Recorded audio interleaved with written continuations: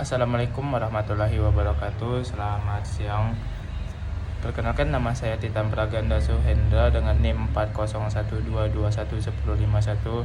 Di sini saya akan menjelaskan serta memaparkan mengenai pengertian dari hukum maritim dan hukum laut internasional, serta apa sih hubungan dan perbedaan dari kedua hukum tersebut.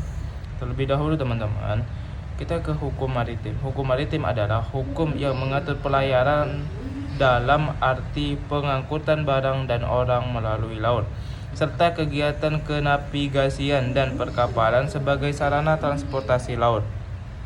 Hukum ini mencakup aspek keselamatan dan juga kegiatan yang terkait langsung dengan perdagangan melalui laut, baik yang diatur dalam hukum perdata atau hukum dagang maupun hukum publik. Jadi, hukum maritim berfokus kepada segala hal yang terkait dalam ke dunia laut, kelautan dan pelayaran. Lalu, apa itu hukum laut internasional? Nah, hukum laut internasional adalah kumpulan kaidah-kaidah hukum yang mengatur hak dan kewenangan suatu negara atas kawasan lautnya yang berada di bawah yurisdiksi nasionalnya. Hukum ini mencakup aspek pembagian wilayah laut dan hak-hak negara pantai, serta mengatur hubungan antara negara-negara yang berbatasan dengan laut. Salah satu perjanjian internasional yang mengatur hukum laut adalah United Nations of the Law of the Sea tahun 1982 atau yang dikenal dengan UNCLOS 1982. Nah, apa sih hubungan serta perbedaan dan keterkaitan antara hukum laut dengan hukum maritim ini? Nah, hukum maritim dan hukum laut internasional memiliki perbedaan dan keterkaitan yang sangat penting. Hukum laut internasional mengatur hubungan antara negara-negara yang berbatasan dengan laut, meliputi aspek-aspek seperti batas laut, zona maritim, dan hak-hak negara pantai. Terdapat perjanjian internasional yang mengatur hukum laut, salah satunya adalah UNCLOS 1982. Lalu bagaimana dengan hukum maritim? Nah, hukum maritim mengatur hukum yang berlaku di perairan nasional suatu negara, termasuk peraturan tentang pergerakan kapal, pengelolaan sumber daya laut, dan perlindungan lingkungan. Jadi, hukum maritim merupakan bagian dari hukum laut internasional yang berfokus pada perairan nasional. Sementara hukum laut nasional mencakup aspek yang lebih luas terkait lautan dan kegiatan yang ada di dalamnya. Nah, apa sih hubungan dari kedua hukum tersebut? Hukum maritim adalah cabang dari hukum yang mengatur semua aspek yang berkaitan dengan aktivitas di laut yang kegiatan melibatkan kapal. Ini mencakup berbagai aspek sebagai berikut. Yang pertama adalah kepemilikan dan pengoperasian kapal. Hukum maritim mengatur kepemilikan kapal, registrasi dan operasi, serta hak dan kewajiban pemilik kapal. Yang kedua adalah perjanjian pengangkutan. Ini meliputi aturan mengenai kontrak pengangkutan barang melalui laut, termasuk pengaturan mengenai pengiriman, pengangkutan, dan tanggung jawab atas kerusakan atau kehilangan barang. Yang ketiga adalah kewajiban dan tanggung jawab. Hukum maritim mengatur tanggung jawab pelaut dan pengusaha pelayaran, termasuk kewajiban mengenai keselamatan kapal dan kru, serta kewajiban terhadap pihak ketiga.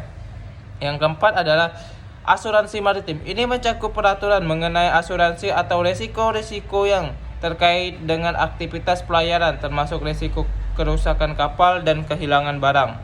Yang kelima adalah penyelesaian sengketa. Hukum maritim menyediakan mekanisme untuk menyelesaikan sengketa yang muncul dalam konteks kegiatan pelayaran dan pengangkutan laut. Lalu bagaimana dengan hukum laut internasional? Nah, hukum laut internasional adalah cabang dari hukum internasional yang mengatur hak dan kewajiban negara-negara dalam penggunaan dan pengelolaan laut dan sumber daya. Aspek-aspek kunci dari hukum laut internasional yang pertama adalah batas laut dan zonasi. Batas laut dan zonasi mengatur batas wilayah laut seperti batas laut teritorial, zona tambahan, dan ZEE atau landasan kontinen. Yang kedua adalah hak dan kewajiban negara. Menetapkan hak negara-negara di laut internasional, termasuk hak untuk melakukan eksploitasi dan eksploitasi sumber daya laut, serta kewajiban untuk menjaga lingkungan laut. Yang ketiga adalah konvensi internasional termasuk instrumen utama seperti Konvensi PBB tentang hukum laut UNCLOS yang memberikan kerangka hukum bagi pembagian dan penggunaan laut internasional serta perlindungan laut. Yang keempat adalah penegakan hukum dan penyelesaian sengketa. Menyediakan mekanisme penyelesaian sengketa internasional termasuk melalui pengadilan internasional seperti Pengadilan Internasional untuk Laut atau ICLOS. Nah, bagaimana sih hubungannya? Hukum laut dan hukum maritim saling keterkaitan dalam beberapa cara. Yang pertama adalah penerapan prinsip internasional. Banyak prinsip dan aturan dalam hukum maritim nasional diadopsi dan dipengaruhi oleh konvensi dan prinsip internasional. Misalnya, ketentuan dalam hukum maritim tentang tanggung jawab kapal seringkali selaras dengan standar internasional yang ditetapkan oleh hukum laut internasional. Yang kedua adalah regulasi dan pengelolaan. Hukum maritim seringkali melaksanakan ketentuan-ketentuan yang ditetapkan oleh hukum laut internasional dalam konteks nasional. Misalnya, hukum maritim mengatur aktivitas di zona ekonomi eksklusif dan laut teritorial sesuai dengan UNCLOS. Yang ketiga adalah koordinasi dan kesesuaian. Negara-negara perlu memastikan bahwa hukum maritim mereka sesuai dengan standar internasional untuk mencegah konflik dan memastikan penerapan yang konsisten dari aturan internasional. Nah, dari apa yang saya jelaskan tadi, secara keseluruhan hukum maritim lebih berfokus pada aspek praktis dan operasi dari kegiatan pelayaran. Sementara hukum laut internasional lebih berfokus pada kerangka hukum yang mengatur hubungan antara negara di laut internasional dan penggunaan sumber daya laut. Selain itu, hubungan dari keduanya adalah implementasi prinsip internasional. Hukum maritim nasional seringkali dipengaruhi oleh prinsip-prinsip dan ketentuan yang ditetapkan oleh hukum laut internasional. Negara-negara mengadopsi hukum maritim mereka dengan merujuk pada standar internasional untuk memastikan keselarasan dengan hubungan internasional.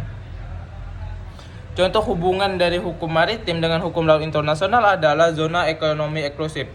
Hukum laut internasional atau UNCLOS mengatur tentang ZE, yaitu area laut di luar laut teritorial di mana negara memiliki hak eksklusif untuk mengeksplorasi dan mengeksploitasi sumber daya.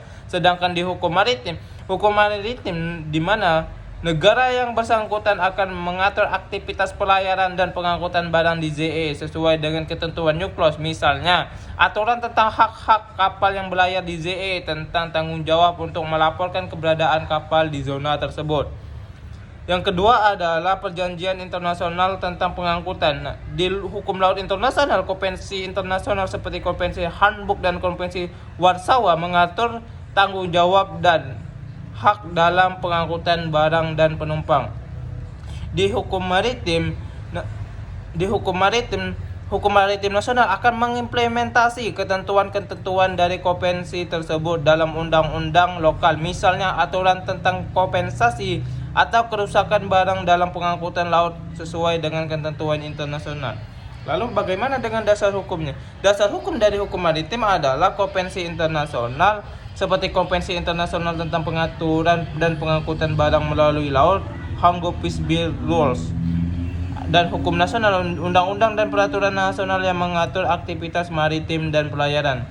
Lalu, hukum laut internasional itu ada Konvensi PBB tentang hukum laut atau UNCLOS dan perjanjian konvensi internasional lainnya termasuk Konvensi tentang Perlindungan Lingkungan Laut, penyelesaian sengketa dan hak-hak negara di laut internasional. Dengan memahami pengertian hubungan ini, kita dapat melihat bagaimana hubungan hukum maritim dan hukum laut internasional saling mendukung dan mempengaruhi pengaturan aktivitas maritim secara global dan nasional. Sekian dari saya. Terima kasih.